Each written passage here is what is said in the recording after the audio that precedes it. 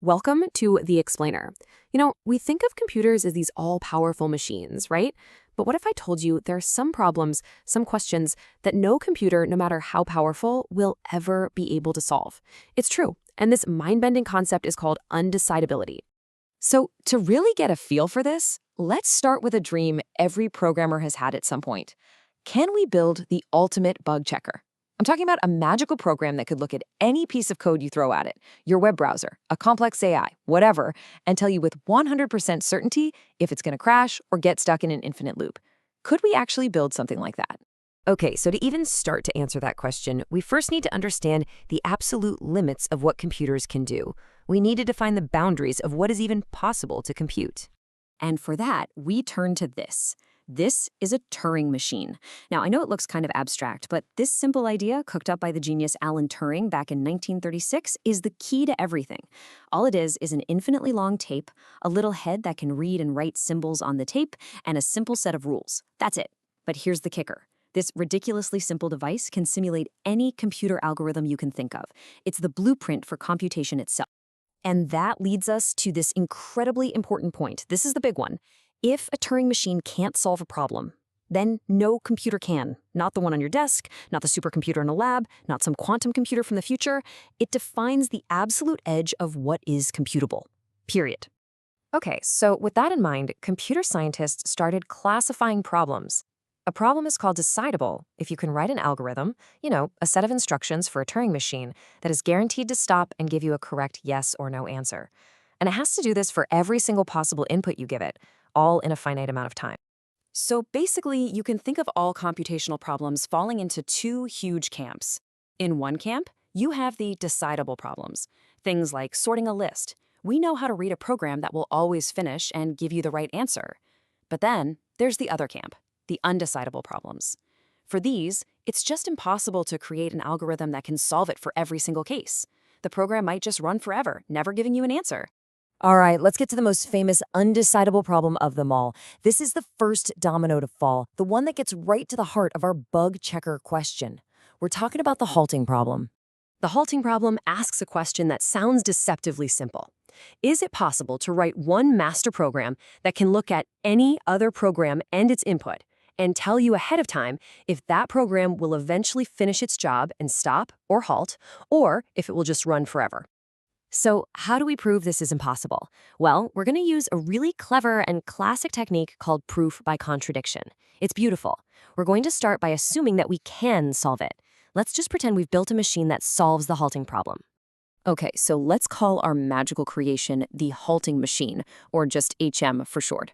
You can feed this machine the code for any program, along with its input, and like magic, it spits out a simple answer. Yes, if the program will eventually halt, or no if it's going to run forever. Now, since we have this amazing halting machine, we can use it to build something new. Let's call this new machine the inverter. The inverter is a bit of a troublemaker. It's designed to do the exact opposite of what the halting machine predicts.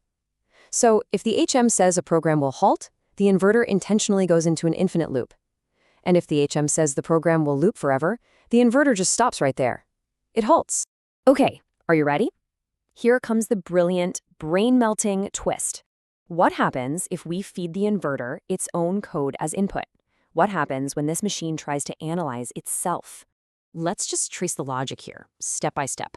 Let's say the inverter halts when it analyzes itself. Well, if it halts, then its internal halting machine would have to say, yes, it halts. But remember, the inverter is built to do the opposite. So that yes would cause it to loop forever. Whoa. Okay, so what if the inverter loops forever? Then the halting machine inside would say, no, it doesn't halt. But again, the inverter does the opposite, which means it has to halt. You see the problem?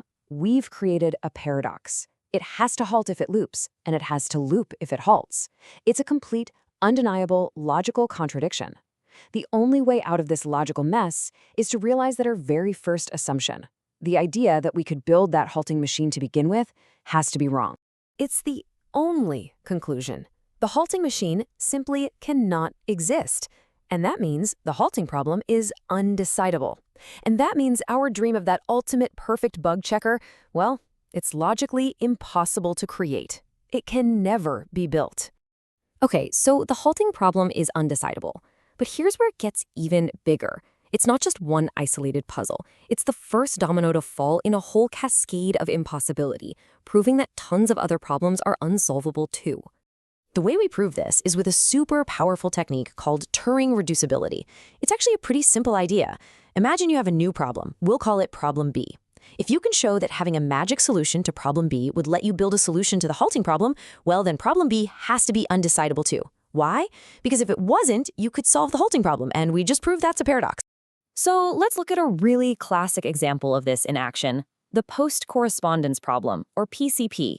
Now, on the surface, this just sounds like a fun little puzzle. You're given a bunch of dominoes. Each one has a string of letters on the top and a different string on the bottom. The goal is to line them up in a sequence so that the combined string on top perfectly matches the combined string on the bottom. So for this specific set of dominoes, for example, you can find a solution. If you arrange them in the sequence 1, then 3, then 2, then 3 again, the top string and the bottom string both become BCA, so it works. The tricky part is that for some sets of dominoes, a solution might exist, but for others, it might not. And here's the crazy part. Trying to write a single program that can determine if a solution exists for any possible set of dominoes you give it, that problem is undecidable. Someone proved that if you had a program that could solve PCP, you could use it to solve the halting problem. And this domino effect just keeps going. This same principle proves so many other problems are undecidable. Like, will a Turing machine ever stop if you just give it a blank tape? Undecidable. Can you tell for sure if a programming language's grammar is ambiguous? Turns out, that's undecidable too. Even the question of whether a program contains a virus, that falls into this category. These limits really are everywhere. Okay, I know this all might seem super theoretical and abstract, but believe me, these limits have very real, very practical consequences.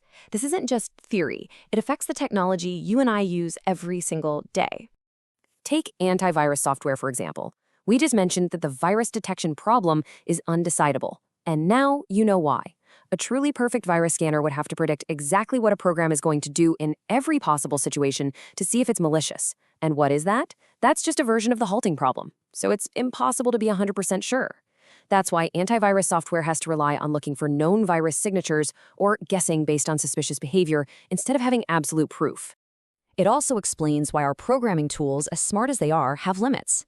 They can catch a typo or a syntax error, no problem, but they can't automatically find every single potential bug or logical flaw in your code. They can't, because many of those problems are, at their core, undecidable. This sets a hard boundary on what we can expect automation and even AI to do for us when it comes to guaranteeing our programs are perfect. But, understanding all this, knowing what's impossible, it isn't discouraging. I actually find it incredibly empowering. Because by knowing what we can't do, we can stop wasting our time trying to solve the unsolvable. It forces us to be smarter, to be more creative, and to focus all our energy on what is possible. The real question isn't, can we solve every problem? We know the answer to that is no. The real question is, knowing the limits, what incredible new challenges will we solve next?